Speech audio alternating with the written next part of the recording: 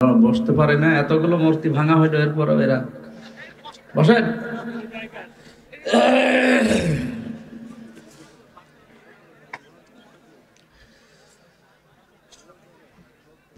ইন্নাল হামদালিল্লাহি ওয়াসসালাতু ওয়াসসালামু আলা রাসূলিল্লাহ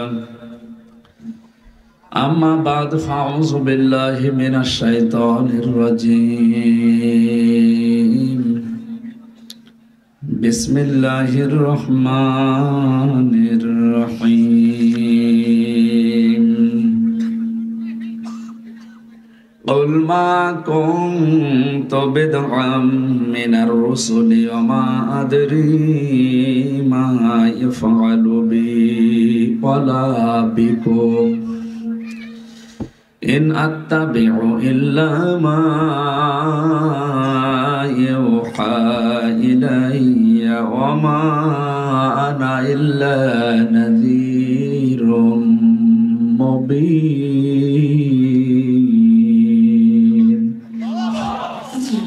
صدقت يا ربنا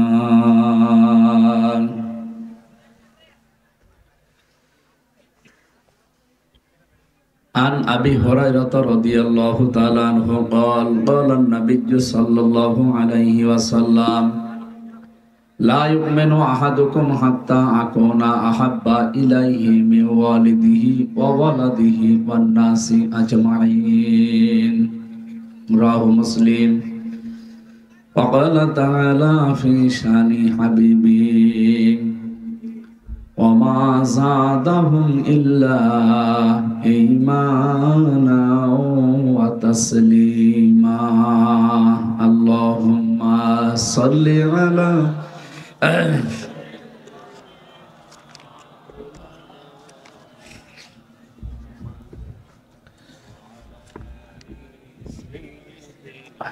এখানে কি বসো, এক জায়গায় বসো।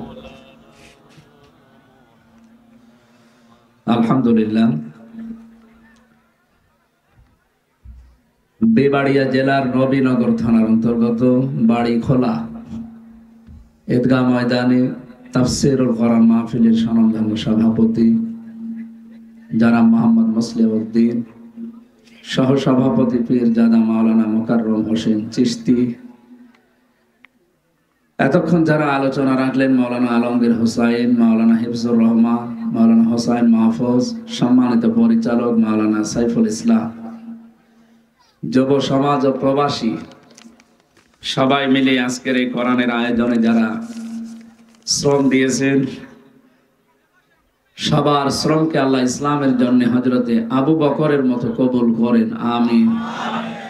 মঞ্চে বসা ওলামা ইকরাম, সামনে বসা মুসলমান ভাইরা, পর্দার আড়ালের সম্মানিত মা এবং বোনেরা, প্রশাসনের ভাইরা, প্রাণ প্রিয় নবীনগরবাসী, আল্লাহর দরবারে শুকরিয়া জানাচ্ছি কোরআনে কারীম শোনার জন্য। দিনের বেলায় হাজারো কাজ আমাদের ছিল, সব বাদ দিয়ে কোরআন শুনতে বুঝতে এই সময়টা আল্লাহ আমাদেরকে বের করে দিলেন। খুশি হয়ে বলেন আলহামদুলিল্লাহ। এই কে আরম্ভ করেছেন, এত কথা বলেন কেন? রিভাব দিয়ে, হ্যাঁ, আমার কানে আওয়াজ লাগে যেন সেই ব্যবস্থা করে। এমনি দাঁড়িয়ে আছেন, থাকেন, আর কি কয়বার বলবো? দাঁড়িয়ে থাকেন কিন্তু কথা বলবেন না, কথা বলবেন না, এটা আমার অনুরোধ, কথা বলবেন। খালাকাল ইনসান আল্লামাহুল বায়ান। আল্লাহ তাআলা বলেন আমি মানুষ বানিয়েছি আর মানুষকে কথা বলা আমি শিখিয়েছি। এই যে আমরা কথা বলতে পারছি, বিজ্ঞান এখন জানাচ্ছে যে এক একটা কথা তৈরি হতে 27টা স্তর পার করা লাগে। এই আমার এই কণ্ঠনালী এতটুকু জায়গা, 27টা ধাক্কা লাগছে, এরপর একটা কথা তৈরি হচ্ছে। যে আল্লাহ আমাদেরকে এভাবে কথা বলার সুযোগ দিয়েছেন। কত বোবা মানুষ আমাদের সামনে মনের ভাষা প্রকাশ করতে পারে না, মনের যে কথাগুলো উনি প্রকাশ করতে পারে না। এই জন্য যেই নিয়ামতটা যে হারিয়েছে সে জানে তার কদর কেমন।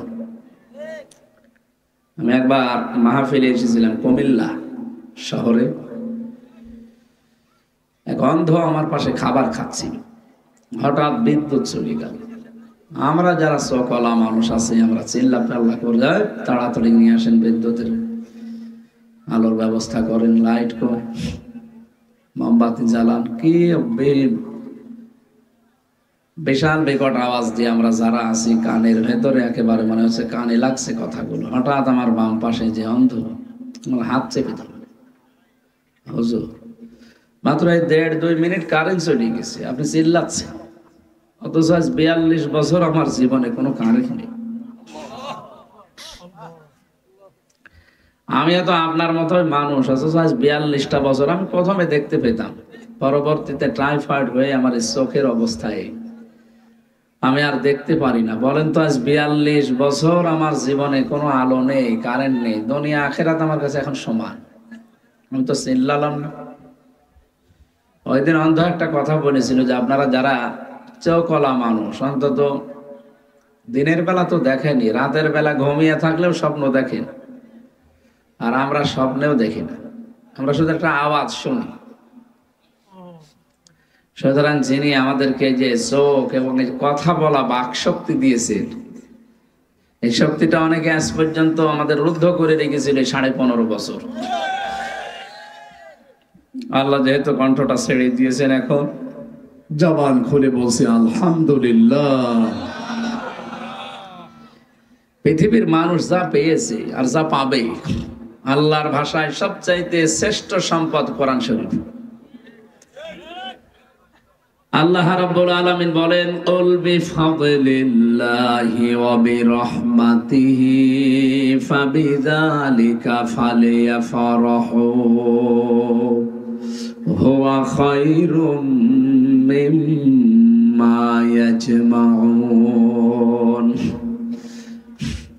নবী আপনি বলুন, তাম দুনিয়ার মানুষ যা পেয়ে, যা গেইন করে, যা অ্যাচিভ করে, যা অর্জন করে আনন্দে আছে, এটা আজ আছে কাল নেই।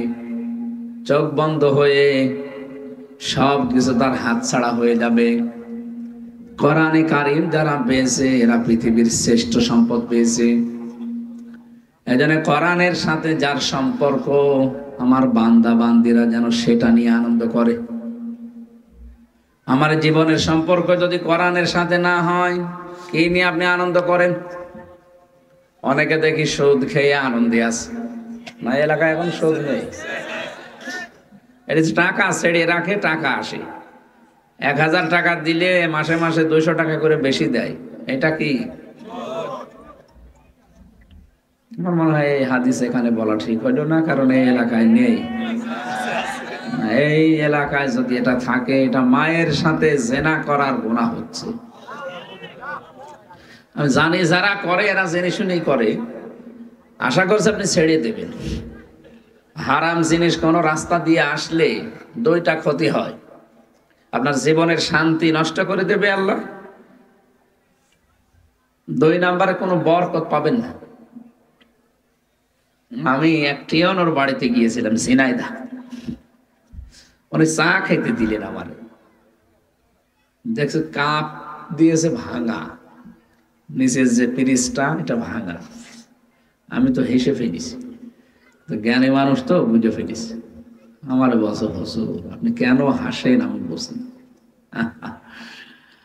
আপনি মনে করছেন আমি একটা টিয়নো? হ্যাঁ, ওসির উপরে আমার এই থানার, এই উপজেলার ক্ষমতা, আর আমার একটা পিরিচ পর্যন্ত আমার বাড়ি নেই, তার একটা ভাঙা পিরিচ। কয়েকদিন আগে পিরিচটা ভেঙে গেছে, আমার বাচ্চাটা ভেঙে ফেলেছে। আজকে সকালবেলা, গতকালকে সকালবেলাও অন্তত 10:30 11টার দিকে আমার কাছে একটা সই নিতে এসেছিল। আমি যদি সই করে দিতাম 5 লাখ টাকা পেতাম। একটা সইয়ের জন্য আমার টাকাটা হয়নি। যদি টাকাটা আসতো, এরকম পিরিচ 500টা কিনতে পারতাম না। তা আমি নেইনি কয়েকটা কারণে। 1 নম্বরে আমার বিবেক বাধা দিয়েছে, কারণ হারাম ইনকামের কথা আমি কোরআন হাদিসে পড়েছি। কেউ যদি হারাম ইনকাম করে তাহলে তার পরিবারের শান্তি সুখ আল্লাহ তুলে নেয়। তার ছেলে মেয়ে হয়তো তার অবাধ্য হয়ে যাবে, স্ত্রীর চরিত্র ভালো থাকবে না। এই জন্য এই বিষয়গুলো আমার পরিবারে ঠিক আছে, আমার ছেলে মেয়ে সেরকম, আমার স্ত্রীও সেই রকম। 2 নম্বরে আমি যে মানসিক একটা শান্তি পাই, এটা কিন্তু হারাম ইনকামে আমি পেতাম না। সুতরাং আপনি হাসলেও আমার কিছু করার নেই, আপনি আমার জন্য দোয়া করেন। বলেন তো, এই যে এই লোকটা, এ যদি হারাম ইনকামের যে লাইন ছিল, রাস্তা ছিল, এরকম পিরিচ এক একদিন 500 টাকা করে কিনতে পারে না? এজন্য আমরা বলছি, যারা সুদের এই টাকা ছেড়ে রেখেছেন, আসল টাকাটা বাদ দিয়ে বাকি টাকা আপনাকে ছেড়ে দেওয়া লাগবে। ওইরকম মানুষ যদি এখানে এসে থাকেন, আমি জানি ওইরকম মানুষ মাহফিলে আসে, যদি ওইরকম কেউ আসেন তাহলে ছেড়ে দেবেন। কারা কারা ছেড়ে দেবেন এই সুদের টাকা? হাত তোলেন তো। আপনি ছাড়িয়ে দিয়েছেন? ক টাকা ছেড়েছেন? এটা ওবায়দুল মুক্তাদির এলাকা না? ব্রাহ্মণবাড়িয়া অনেকে চিনি না আমরা, ওনারে চিনি। লোকটা যে আলেম বিদ্বেষী, এই কারণে চিনি। আবু জাহেলকে চিনি অনেকে, আবু জাহেলের বাড়ি। দুনিয়াতে মানুষ 2টা লাইনে হয় পরিচিত হয়, ভালো লাইনে হয় না খারাপ লাইনে হয়। গত পরশুদিন ছিলাম আমি ফেনী। আমার কুষ্টিয়ায় যে আপনি ফেনী নাম বলবেন, মনে করবে যে হয়তো কি বাচ্চা, যারা জয়নাল হাজারি নাম বলবেন চিনি ফেলবেন, একটা আল্লাহর ওলি আছে ওই জেলায়। অথবা খালেদা জিয়ার নাম বললে চিনবে। তো এই জেলাতে যেহেতু ব্রাহ্মণবাড়িয়া নাম, হয়তো একটু ঝামেলা আছে, কিন্তু আলেম বেশি। আমরা জানি ব্রাহ্মণবাড়িয়াতে আলেম বেশি, আবার জালেমও বেশি। যে ইসলাম নতুন নতুন করে এরা তৈরি করে মানুষের ভেতরে প্রচার করে যে এইটাও ইসলাম। এই যে শাহ আলী বাবা, কেল্লা বাবা, ফতে বাবা, এই জেলা থেকে আবিষ্কার করে না? সে যেই করুক, এগুলো ইসলাম বলেন তো? আপনারা আলেম এ জেলায় বেশি কি করেন? কি এই বেদাত পন্থে যারা খালি সুন্নি নাম নিয়ে চলে, পিটিয়ে সোজা করা দরকার। শয়তান সেদিন শুনলাম পুলিশ ভাইরা নাকি তাহেরি ভাইকে তাড়া দিয়েছিল, দৌড় মিস। দৌড় দিল কি করে? কি করে এরা? ধরতে পারেন? এরকম হাতির মতো শরীর নিয়ে বসে আছে। আমাদের তো ভাই ভালোই ধরতে পারে, বাড়ি থেকে ধরে নিয়ে আসলে, আরো ছাতা দৌড় দিলে ধরতে পারলেন না। ইসলামের ক্ষতি করার জন্য 3 প্রকার মানুষের পৃথিবীতে বাধা দিয়েছে। 1 নম্বরে রাষ্ট্রশক্তি, 2 নম্বরে যারা ধর্ম নিয়ে ব্যবসা করে খায় তারা, 3 নম্বরে যারা ধনিক শ্রেণী। কথা বুঝতেছেন? এদেশে যেহেতু রাষ্ট্রশক্তির দ্বারা ইসলাম বাধাপ্রাপ্ত হয়েছে, আমরা দেখতে পেয়েছি কোরআনের অনুষ্ঠানগুলো কত কায়দায় বাধা দিয়েছে। এই নবীনগরে আমি ঢোকার পরও আমার কথা বলতে দেই। আজকে আসেন তো মাইক কেড়ে নিন, আসেন। আপনি কোন মায়ের দুধ খেয়েছেন আমি দেখছি, আসেন। 2 নম্বরে যে ধর্ম ব্যবসা যারা করে ধর্মের নাম নিয়ে, কোরআনে কারিমে সূরা ফুরকান 68 নম্বর আয়াতের প্রথম অংশে আছে। এই যে আজকের সহসভাপতি একজন আলেম মানুষ, ওনারা না জিজ্ঞাসা করেন, আল্লাহ রাব্বুল আলামিন বলেন, ওয়াল্লাযীনা লা ইয়াদউনা মা'আল্লাহি ইলাহান আখার, ইলা আখিরি আয়া। তোমরা আল্লাহর সাথে অন্য কাউকে ডাকবা না। এ নির্দেশ কার? যে মা'আল্লাহ ইলাহান আখার, আল্লাহর সাথে অন্য কাউকে যারা ডাকে। এই আয়াতের পরের অংশে আল্লাহ জবাব দিয়েছেন, ইউদাফু লাহুল আযাব, তাদের শাস্তি আমি ডবল দেব। যেহেতু আল্লাহ আল্লাহ আপনি জিকির করবেন, আমি নিষেধ করছি না। জিকিরের যে 4টা শব্দ আছে, এর বাইরে যদিও জিকির করা উচিত না। জিকিরের শব্দ কয়টা? আরো জোরে বলেন। সুবহানাল্লাহ, আলহামদুলিল্লাহ, লা ইলাহা ইল্লাল্লাহ, আল্লাহু আকবার। এর বাইরে কোনো শব্দ নেই জিকিরের। যদি কিছু থাকে ওগুলো জিকির না, ওগুলো দোয়া দরুদ। যেহেতু জিকির একটা ইবাদত, অবশ্যই নবীজি তার জীবনে এটা দেখিয়েছেন। কি ইবাদত যদি হয়ে থাকে নবীজিকে দেখাবেন না? কিয়ামত পর্যন্ত ইবাদত আপনি নতুন করে বানাতে পারবেন না। কে যদি নতুন কিছু তৈরি করে বলে এটা ইসলাম, সে কাফের। এটা আমি বানালাম না, কথা শুনতেছে? আলিয়াউমা আকমালতু লাকুম দীনাকুম, এই আয়াত অনুযায়ী সূরা মায়দার 3 নাম্বার আয়াত। আল্লাহ পাক বলেন আমি পরিপূর্ণ করে দিলাম ইসলামকে, কিয়ামত পর্যন্ত নতুন করে ইসলামে কিছু দেওয়া লাগবে না। আপনি যদি কোনো কিছু দিয়ে বলেন জানা এটাও ইসলাম, আপনি কাফের। তার মানে আপনি বিশ্বাস করেন আল্লাহ পাক এই পৃথিবীতে ইসলাম পরিপূর্ণ করতে পারে নাই, আমি করে দিলাম। যেহেতু জিকির একটা ইবাদত, অবশ্যই নবীজি তার 63 বছরের জিন্দেগীর এই 23 বছরের নবুয়তের জীবনে তিনি দেখিয়েছেন, নয়তো ইবাদত হবে না। ইবাদত হওয়ার জন্য নবীজির জীবনে থাকা লাগবে, আল্লাহর হুকুম থাকা লাগবে। 3 নম্বরে ওটার আলাদা আলাদা শব্দ থাকবে, নিয়ম নীতি থাকবে। আমি আবার বলছি জিকির যেহেতু একটা ইবাদত, আর আমরা যারা জিকির করি এমনি করি না, ইবাদত মনে করি। কথা বলে না কেন? ইবাদত মনে করে করি না? ইবাদত মনে করে করলে 4টা শর্ত আপনাকে মানা লাগবে। সূরা আরাফ 9 নম্বর পারা 15 নম্বর পৃষ্ঠা 14 নম্বর লাইনের 204 নম্বর আয়াতে আছে, 6 নম্বর আয়াতে আছে। আল্লাহ পাক বলেন ওয়াযকুর রাব্বাকা ফি নাফসিকা তাদাররুআ ওয়া খিফাতাও ওয়া দুনাল জাহরি মিনাল কাওলি বিল গুদুবি ওয়াল আসাল ইলা আখির আয়াত। এ পৃথিবীর মানুষেরা যদি জিকির করতে চাও তোমার রবের, 1 নম্বরে মনে মনে করবা, 2 নম্বরে ভীত সন্তুষ্ট হয়ে, 3 নম্বরে কান্না জড়িত কণ্ঠে, 4 নম্বরে উচ্চ আওয়াজ বাদ দিয়ে।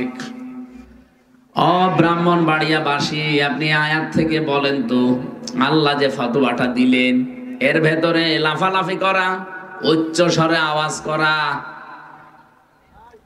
বলেন তো এর ভেতরে আমরা পেলাম? প্রথমে আপনাকে মনে মনে করা লাগবে, 2 নম্বরে আপনার ভেতর সন্তুষ্ট হয়ে মনের ভেতর একটা ভয়, 3 নাম্বার আপনি কান্না জড়িত আবেগ নিয়ে করবেন, 4 নম্বরে উচ্চ আওয়াজ বাদ দিয়ে, দুনাল জাহরি মিনাল কাওলি, উচ্চ আওয়াজ বাদ দিয়ে। জিকিরের শব্দ পেলাম 4টা, সিস্টেমও পেলাম 4টা। কথা বলে না কেন? এখন সময় কখন? ইয়া আইয়ুহাল্লাযীনা আমানু যকুরুল্লাহা যিকরান কাসীরা ওয়া সাব্বিহুহু বুকরাতাও ওয়া আসীলা। সূরা আহজাবের 42 নম্বর আয়াতের ভেতরে আল্লাহ জানিয়েছেন, হে নবী ঈমানদারদেরকে বলেন তারা যেন আল্লাহর বেশি বেশি জিকির করে। এটা করবে কখন? সকাল এবং সন্ধ্যায়। মুফাসসিরিন کرام বুকরাতা ওয়া আসীলা, সাব্বিহুহু বুকরাতা ওয়া আসীলা, এই শব্দের ব্যাখ্যায় মুফাসসির লিখেছেন সকাল থেকে সন্ধ্যা মানে সকাল থেকে সন্ধ্যা, সন্ধ্যা থেকে সকাল, সারা রাত সারা দিন আল্লাহর বিধান রাসূলের তরিকায় মেনে চলার নাম জিকির। তাহলে আমি যেহেতু জিকির ইবাদত হিসাবে বোঝাচ্ছি আপনাদের, এর আলাদা শব্দ পেলাম 4টা, সিস্টেম পেলাম 4টা, সময়ও বলে দিলাম সকাল থেকে সন্ধ্যা, সন্ধ্যা থেকে সকাল, সারা দিন সারা রাত। এর বাইরে যদি নতুন কোন মানুষ জিকিরের শব্দ বানিয়ে তৈরি করে আমাদেরকে বোঝায় যে এটাও জিকির, আমি কি এটা বানিয়ে বললাম যে ইয়ালি বাবা, শালি বাবা, কেল্লা বাবা, ফতে বাবা, এরা বলে না? এটা কি জিকিরের ভেতরে আছে? আপনি নতুন করে ইসলামে কিছু দিলেন, আপনার ক্ষমতা কে দিয়েছে? বলেন। এই আয়াত অনুযায়ী আপনি কিন্তু কাফের। 2 নম্বরে আপনি মারা গেলে আপনার শাস্তি ডবল হবে, যদি না হয় তাহলে আয়াত মিথ্যা হয়ে যাবে। সূরা ফুরকান 19 নম্বর পারা 4 নম্বর পৃষ্ঠা 14 নম্বর লাইনের 68 নম্বর আয়াত, আর পরেরটা হচ্ছে 5 নম্বর লাইনের প্রথম আয়াত। يضاعف له العذاب يوم القيامة ويخلد فيه مهانا আল্লাহ প্রথম অংশ তো গছ শেষ করে দিতে পারতেন। আল্লাহ পাক বলেন ওকে আমি ডবল শাস্তি দেব কিয়ামতে। শুধু এতটুকুই না, 2 নম্বরে ওয়ায়াখলুদ ফীহি মুহানা, তাকে আমি অপমানিত অবস্থায় জাহান্নামে চিরস্থায়ী দিয়ে দেব। আজ বহু মানুষ এই ধান্দায় আছেন যে কালেমা যখন পড়েছি জান্নাতে একদিন যাবই। হ্যাঁ যাবেন, কিন্তু কালেমা তো ঠিক রাখা লাগবে। আপনি তো কালেমাই ঠিক রাখতে পারেন না। কোন মানুষ যদি লা ইলাহা ইল্লাল্লাহ এই শব্দটা পড়ে বিশ্বাস করে বাস্তব জীবনে নিয়ে যায়, ও কোনোদিন কেল্লা বাবা ফতে বাবা জিকির পাবে না। কারণ কালেমার এই অর্থের ভেতরে এগুলো নেই। কথা বলেন না কেন? আমি আশা করছি যেভাবে আপনারা অ্যাক্টিভ ভাবে আছেন 100% আপনারা বুঝতেছেন। এখন বাকি আমাদের বাস্তব জীবনে আমল করা দরকার। আজকে থেকে বানানো কোনো জিকির আমরা ওরা করে জাহান্নামে যায়, যাক দরকার হয় ওর পেছনে লাথি দিয়ে জাহান্নামে আরো বেশি করে দেবো যা। কিন্তু আমি তোর সাথে জাহান্নামে যেতে রাজি না। শুধু জাহান্নামে গেলে যদি আল্লাহ বের করে দিত তাও তো হতো ওয়ায়াখলুদ ফীহি মুহানা, অপমানিত অবস্থায় জাহান্নামে দেবে একেবারে চিরস্থায়ী ভাবে। ইউরিদুনা ইয়াখরুজু মিনান নারি ওয়া মা হুম বিখারিজিনা মিনহা ওয়া লাহুম আযাবুম মুকিম। সূরা মায়েদা 6 নম্বর পারার 13 নম্বর পৃষ্ঠার প্রথম নম্বর লাইনে 37 নম্বর আয়াত তাফসীরে ফি জিলালিল কোরআনে পাবেন। আল্লাহ পাক বলেন এই মানুষগুলো জাহান্নামে যাওয়ার পরে বের হওয়ার চেষ্টা চালাবে। এদিকে তাকান, এই মানুষগুলো জাহান্নামে যাওয়ার পরে বের হওয়ার চেষ্টা করবে, কিন্তু আমি আল্লাহ ওদের আবার ফিরিয়ে দেব। কে বলেছে আপনাকে যে জাহান্নামে যাওয়ার পরে 2 দিন 5 দিন 2 বছর পরে আপনাকে বের করে দেবে? এই কারণেই তো মানুষ গুনাহ ছাড়তে চায় না। ও মনে করে যা করে করে নাই 10 বছর থাকবো। ও মনে করছে দুনিয়ার জেলখানা পেয়েছে। আমি 3টা বছর ফাঁসির কন্ডেম ছেলে, আমি যে কি অবস্থা হয়ে গেছে দেখছেন না? 14টা রোগ আমার শরীরে এখন। আপনি 1 সেকেন্ডও থাকতে পারবেন না জাহান্নামের ভেতরে। এমন কঠিন এবং কড়া ফেরেশতারা আছে যারা দায়িত্বে আছে। আমি তাফসীরে পড়েছি এই ফেরেশতাগুলো হচ্ছে অন্ধ, চোখে দেখে না, কালা, কানে শোনে না, শুধু হাতে একটা মুগুর দেওয়া আছে, আন্দাজে পিটাবে।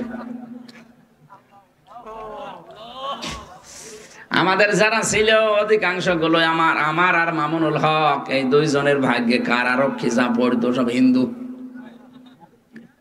ওরা বেশি বেশি হিন্দুদের দিত, আমাদের দেবদুলালকে দিত, সুব্রত বালা, অসিত কুমার, রায় ঘোষ, এসব তো মুসলমান না? এদের দিত আমাদের দায়িত্বে। ওর কাছে তো আর আলেম সালেম নেই। ওর কাছে ও মার্ডার মামলার আসামিও হামজাও তাই। একটা মুসলমান দিলে তো বুঝতো যে আলেম অন্তত যাই হোক, কিন্তু ও তো আলেমও বোঝে না, ও জালেমও বোঝে না। তো বলেন তো এই যে মানুষগুলো জাহান্নামে যাওয়ার পরে যারা বের হওয়ার চিন্তা ভাবনায় আছেন, কালেমা যখন পড়েছি মান ক্বালা লা ইলাহা ইল্লাল্লাহ দাখালাল জান্নাহ, ঠিক আছে, তে কালেমা তো টিকিয়ে রাখা লাগবে মরণ পর্যন্ত। এখানে যারা ওযু করে এসেছেন, ওযু যে ভেঙে যায় আপনারা জানেন কয় কারণে? হ্যাঁ, 7টা কারণের একটা কারণও যদি আপনার ভেতরে পাওয়া যায়, ওযু থাকবে। যতক্ষণ আপনার এই শরীরের ভেতর থেকে রক্ত, পুষ, পানি বের হয়ে দাঁড়িয়ে থাকবে, আপনার ওযু থাকবে। গড়িয়ে পড়ে গেলে ওযু, এটা যেমন সহজে বুঝে ফেললেন, নামাজে দাঁড়ালেন, নামাজও ভেঙে যায়। কয় কারণে? 19টা। কয়টা? 19টা কারণের একটা কারণও যদি পাওয়া যায়, আপনার নামাজ হয়েছে, নামাজ বাতিল, নতুন করে নামাজ পড়া লাগবে। রোজা রাখেন যারা, রোজা ভাঙে না। হজ করতে যায়, হজও ভেঙে যায়, আবার দম দেওয়া লাগে, কোরবানি দেওয়া লাগে, জরিমানা দেওয়া লাগে। যত ইবাদত আল্লাহ দিয়েছেন পৃথিবীতে, প্রতিটি ইবাদত নষ্ট হয়ে যাওয়া, ভেঙে যাওয়ার পেছনে কিছু না কিছু কারণ আছে। এ পর্যন্ত বুঝেছেন কিনা বলেন? ভাঙা অজু দিয়ে যেমন নামাজ হয় না, আপনি নিজেও জানেন। কথা বলেন না কেন? ঈমান যে ভেঙে যায় 10টা কারণে, অনেক মানুষই জানে না। ও মনে করছে আমি তো ঈমানদার আছি, আমার যে ছোটবেলায় মুসলমানি দেওয়া আছে। আরে মুসলমানি দিলেই যদি মানুষ ঈমানদার হয়, তো ছাগল কি? ছাগলের মুসলমানি দেওয়া নেই?